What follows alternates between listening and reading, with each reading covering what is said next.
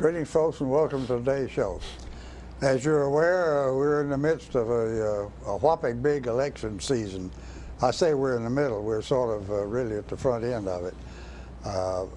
The county primary is going to be on May the 1st, so a couple of weeks away. All the county offices are up. The ballot is a whopping one, and you're going to need to be patient and pay attention. And you really need to try to look at a ballot before you get to the election booth. Early voting has already started, and you can do that either at the County Administrative Plaza or at CD Stamps here in Tullahoma. A couple of weeks ago, we had the Democratic candidates on, and today we're going to talk to the two Republican candidates, and that is on my immediate left, Mark Allen, who is the challenger for the county mayor's office, and next to him, Gary Cordell, who's already occupying that chair and has been for how long, Gary? Almost 4 years. 4? Is this the first term? Yes, sir. Yeah, okay. And he's running again. So, I want to thank you gentlemen for taking time to join us and share your views with the audience. And let's take a short commercial break and we'll come right back and get into it.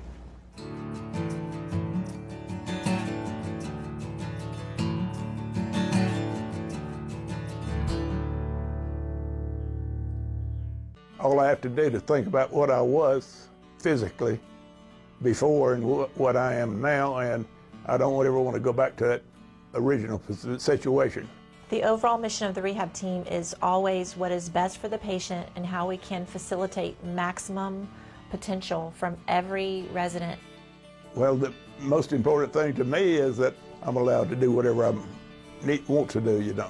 Everyday Miracles at Life Care Center of Tullahoma. Hi, I'm Mark Allen, candidate for Coffee County Mayor. I am a husband, father, and public servant, and not a politician. I have been a government auditor, finance director, and small business owner for over 35 years, and I know numbers. I've seen the numbers for Coffee County, and I see a mess without vision or direction for the future. We have a high debt of $84 million with infrastructure wearing out before it's paid for. County employees not being paid a livable wage, and one of the highest property taxes in the state. What are we getting for our money? It's mismanagement at best. We need real change. The status quo is unacceptable. Vote Mark Allen on May 1st in the Coffee County Republican primary, and let's hold Coffee County accountable again. To the citizens of Tullahoma, Coffee County is your county. Get out and vote. No matter who you vote for, show the politicians it's your county too.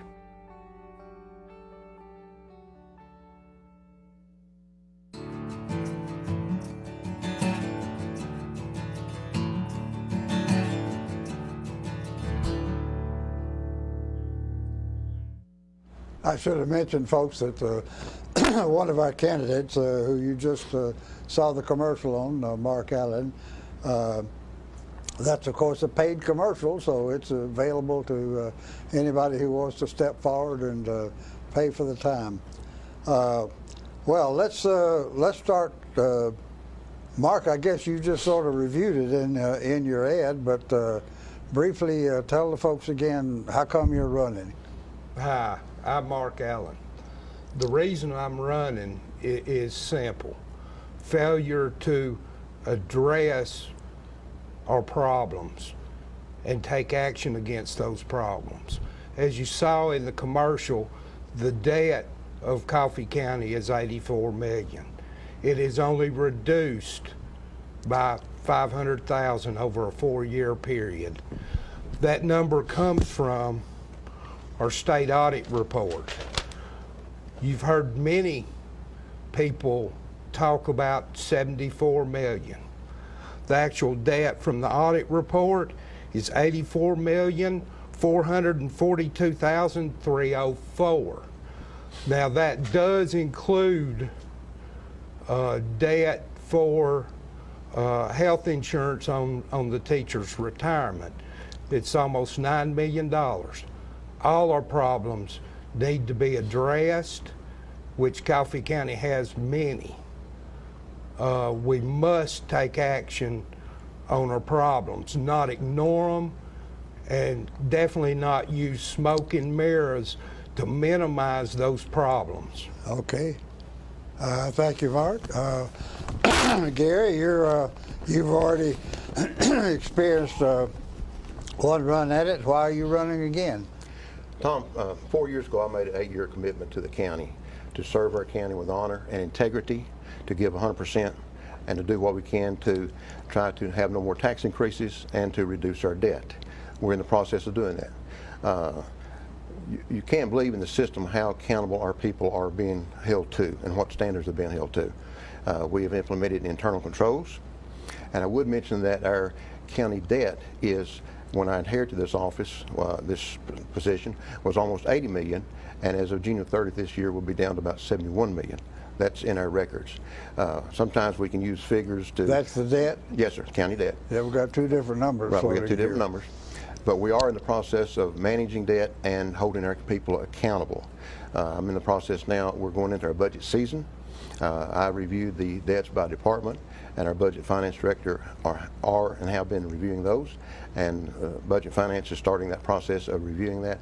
We do have an extremely good budget and finance group of 5 commissioners. The chairman of that is a CPA by profession, and he's been a CEO of a bank for several years. And he's retiring. And he's retiring. But I'm serious in that when you come and go through some of those sessions, we're going through every department and trying to hold our budgets in line and in check. And of course the school system, they submit their own budget. We don't review all of that, but we review the requests they have to add to their budget for the coming year. And I assure the people of this county that we are trying to hold our departments very accountable in this process. Okay. That's what I've committed to the county, and that's what we're doing. All right. Let's go back and again, you've just gotten the benefit of quite a background from both of them, but let's touch on it again. Primarily, your background and qualifications that make you a unique candidate. Mark? I have 35 years experience in governmental accounting, primarily. Accounting. Yes. Okay. I have been an auditor for the state of Tennessee for approximately 20 years, auditing county governments. Of those 20 years, 17 was spent auditing Coffee County. Of course, we rotate assignments, or they rotated assignments. Then I was the county director of accounts and budgets for approximately 2 years, and there was a change of mayors. Then I spent 5 years at the city of Manchester as the finance director, and then we had a change of administration, and I left at that time. You've been busy with numbers for quite a few years. Mr. Corrington, it's been my life and my love since 1984. It kind of combines two things that have always interested me, and that was our government and service to the people and accounting and putting things in order. Yes, Okay. sir. All right. Very good. Gary, let's come back to you. What do you feel in your background, aside from your 4-year experience now, that uniquely qualifies you? I too have some experience in accounting in that I was in budget and finance and cost accounting in Blue Cross for several years, starting out my career after college. And so since then I've had over 35 years of experience in leadership, management, and business experience and bringing leadership to this table. I would mention that right now in county government, we have our budget finance director is she's one of the sharpest individuals in the state as far as other county budget finance directors is concerned. She goes through numbers, she combs through those daily. That's her passion and whatever. And she brings good budgets to the table. And as I said, we're in the process of reviewing all that now. So we have an extremely capable, qualified accountant as our budget and finance director. She's been there, I think, over 10 years, so she's doing a superb job in that. And again, you're welcome to come to some of our Budget and Finance Committee meetings just to see, and I encourage the public to come to see how tight of a ship we're running. And some of the budgets that I've reviewed already, a lot of our departments may have 1 or 1.5% increase going forward in the next year. Actually, in a couple of departments in my area, we've actually got a department or two that have a slight decrease next year. So we're on top of our game as it relates to the budget process. I assure our county citizens of that. Okay. And I would, if I may make one other comment, Tom, before I forget that. Every year, as Mr. Allen knows, he was there years in doing that, we have the state budgets our records. They audit our records. And 4 years ago, we had, I think, 5 or 6 audits or findings, in the audit process, about 5 or 6 findings. We worked hard to reduce those down to almost perfection. And this year, in our audit this year, we only had 1 finding. And so I was hoping we got through this year, as only a few counties do, with 0 findings. But that's a statement to the accuracy and the process itself in trying to hold our people accountable. And as I said a while ago, we have implemented internal controls in all departments to assure that our budgets are being held in line and the people are abiding by the tasks and responsibilities in their respective jobs. Okay. And in that one department, if I may add, the only finding we had was in one department, and part of the reason for that one finding in that department was that the software package that's being used there is not the one that the state recommends. It still does the job, but to buy the software package that the state recommends, that would be right at $140,000. And I'm not asking our taxpayers to pay $140,000 to get a software package that the state recommends. So that was the only finding we had this year. Mm-hmm. You think the software package you got is enough? Yes, sir. Yeah. It's not exactly what the state likes, but it works. All right. Let's see if we can find out where these gentlemen stand on a couple of issues. One of the more significant ones, a very important element in our community, and that's Bonnaroo.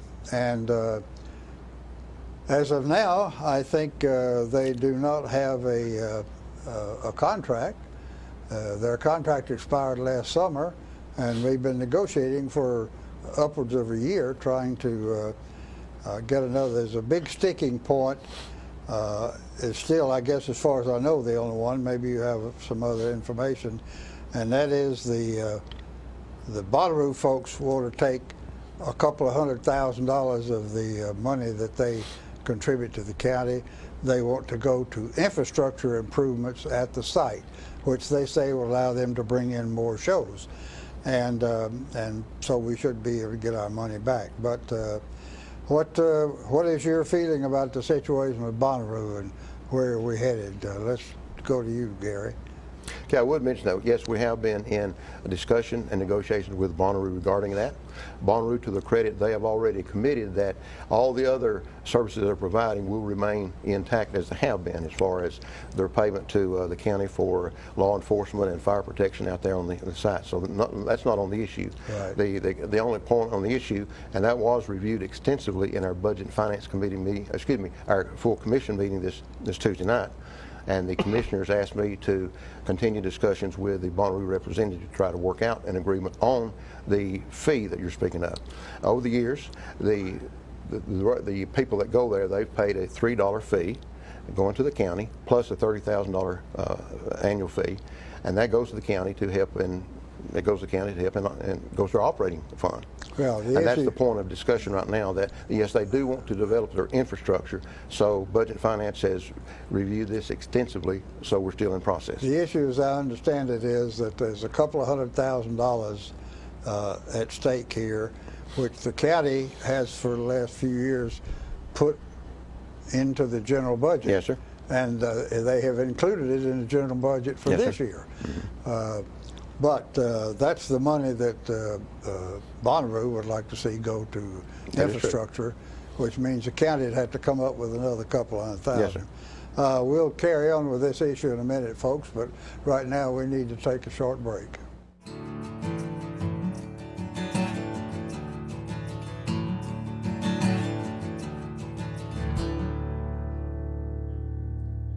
Russell Barnett Hometown Auto Rental has proudly served your auto rental for over 30 years. Check out this huge selection to choose from. Small car, mid-size car, full-size car, crossover vehicle, SUV, minivan, pickup trucks, 12 and 15 passenger vans. Whether big or small, Russell Barnett Hometown Auto Rental has them all.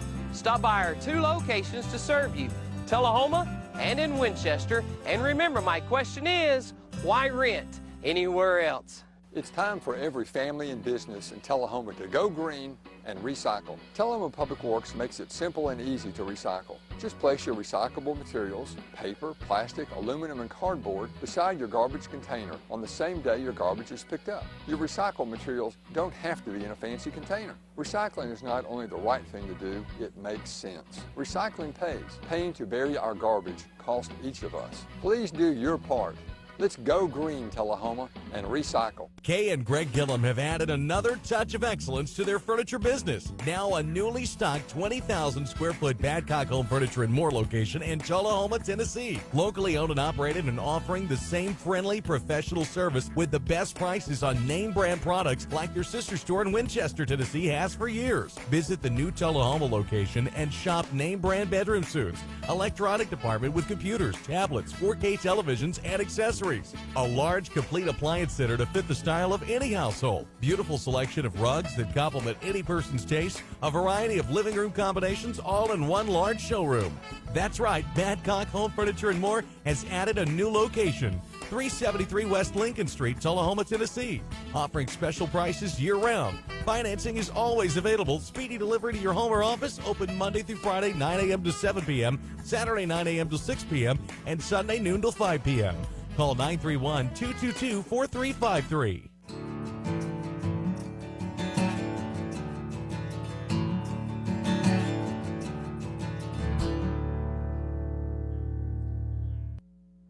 We were discussing before the break, folks, the contract with Bonnaroo, which we have been in a stalemate on for some time.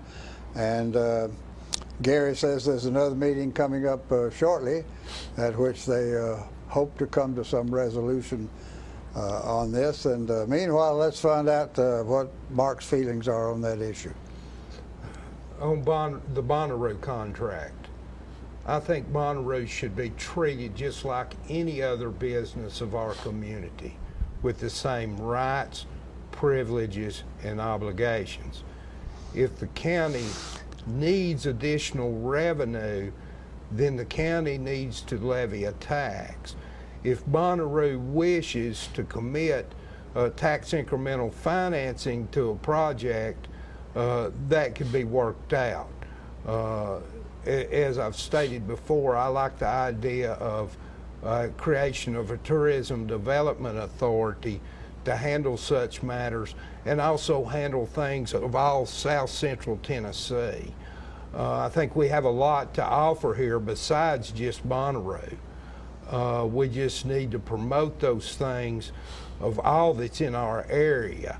That's not just Coffee County, that's all of southern central middle Tennessee. Well, Bonnaroo seems to be saying that they badly need some additional infrastructure work out there, and that's the issue. It's a question of a couple $100,000 plus that either goes in the county budget or goes to the infrastructure out there, and that's the sticky point. It has been for several months. Has been for several months. But it's making, right now, it's making for a very unfriendly business environment and shows other companies that want to come here, are they going to hold a threat of a tax over our head and do the same as they've done to Bonnaroo? It's a very bad precedent to set, and we need the growth of new businesses, new ventures coming into our county. It's stagnant right now. Well, they say with the infrastructure improvements, they could bring more shows in, and we'd get additional revenue out of that. Correct, so, but what I'm... Sounds like you're sort of looking at Bonnaroo's side of this issue. Well, not Bonnaroo's side, but what I have a fear of is other companies and other venues that do come in here look at us like we're going to be, not treat them as any other business of our community. So we're giving Bonnaroo a little special attention that they're unwelcoming, huh? Tom, if I may respond to one part of that. Part of the issue on this is that with wanting to redo that road infrastructure, we're waiting from Tennessee Department of Transportation to give us their plans and the projected cost on that. The state has committed up to maybe $4 million in 2 separate grants to fund part of that $6 or so million project. The concern that the Budget Finance has expressed is this: out of concern for our taxpayers of the county, if we have to float a bond to cover that and let the excess money go in to fund that payment, we want assurances from part of Budget Finance has been saying we need some kind of assurance from Bonnaroo that if something happens, if you leave the scene or whatever, that we're not going to leave that stuck with our taxpayers. I'm concerned about the integrity of any agreement and contract we have and protecting our tax dollars and our taxpayers. So that's part of the concern that hasn't been brought to the table that Budget Finance has expressed is, what if? Is that going to be dumped on our taxpayers? So we're trying to work through that process.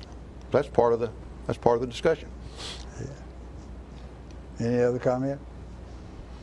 Just there's taxes out there that can be levied by the county commission that apply to Bonnaroo, such as the occupancy tax.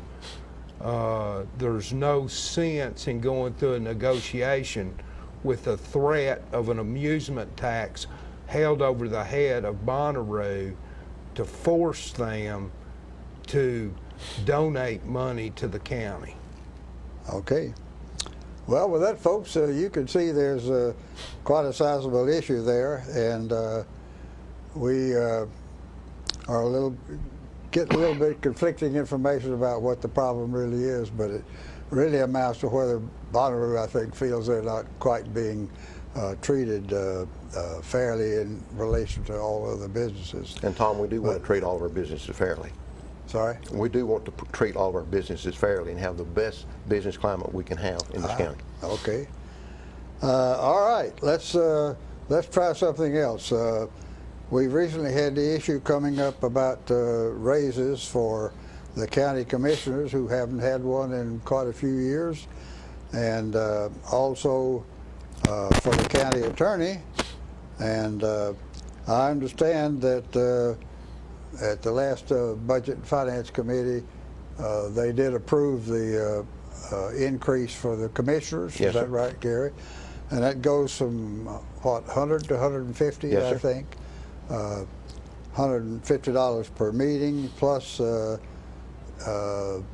committee meetings. Did it go from 35 to 75? Yes, That sir. was the issue, yeah. Takes, there, it looks like we were a little bit out of sync with the state requirement for the committee meetings. So, but meanwhile, they set aside the attorney's request. Hasn't been acted on. That is correct. Plus or minus. Yeah. Okay. All right. Did you have any comment about any of that? I will. No doubt that the service that our county commissioners are giving is of great value to the citizens of this county. And they need to be compensated for that. However, county employees, the regular county employees, are not paid a livable wage. We have to address that first. When that gets addressed, then this issue of compensation for our board members and the administrative type staff needs to be addressed too. But our first priority has to be to bring the county employees up to a livable wage. We have deputies out there that do some awesome work. And in fact, I'm just ashamed that we're paying them so low that they're eligible for their own Christmas presents that they give away at Christmas. I'm ashamed as a taxpayer that is the way we treat our public servants. That sounds like that's going to be another issue for raising a little money somewhere. So unfortunately, we won't have time to get into that. But I did hope that we could get into the question of closing the county annex, the annex for the jail where the working prisoners are held, but we're not going to have time to take up that issue. So, excuse me, Tom, may I comment just briefly on what he said regarding the compensation for our employees? I did put on the table at the end of the last budget year about having an across-the-board 2% increase for county employees. That's already been put on, and that was not approved, and I told the commission that will come back on the table, and it's already been mentioned to them. But we're trying to, again, be fair to all of our county employees, and I've requested a 3% across-the-board living adjustment be granted for all people. We're talking on the one hand, starting next year? Starting July 1. Yeah. That's on discussion for now. Okay. All right. Well, all right. That'll be interesting. That's another money issue. Looks like budget and finance still has a little work to do. Yes, sir. So with that, folks, I want to thank both of you for taking time to join us. And thank you, folks, for, we need to take a short commercial break and then we'll wind up.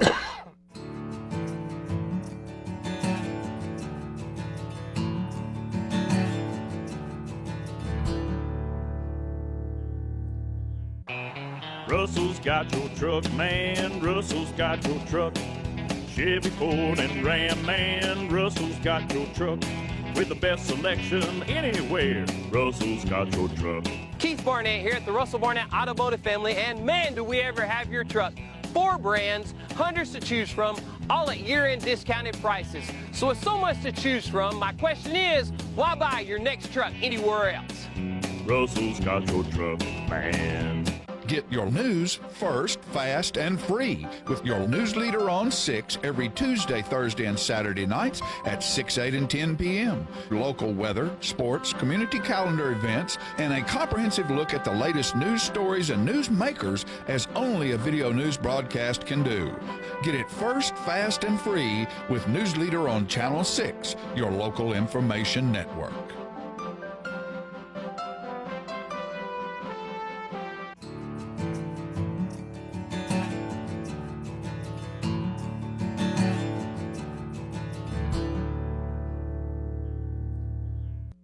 We've been talking today, folks, with the 2 Republican candidates for the county mayor. Mark Allen, who is challenging Gary Cordell, who is the current mayor and is running for re-election. So again, we're in the middle of a busy election season. The election is May the 1st. All the county offices, the ballot is a whopping one, so you need to be patient and try to look at it before you get to the poll. And early voting has already started, so if you want to at the county plaza or at CD stamps, it's available for you, and you may want to take advantage of that, especially given the size of the ballot. So again, I want to thank both of you for taking the time to join us, and now the folks, the decision is up to you. So again, I want to thank you for inviting us into your parlor, and we will see you next time.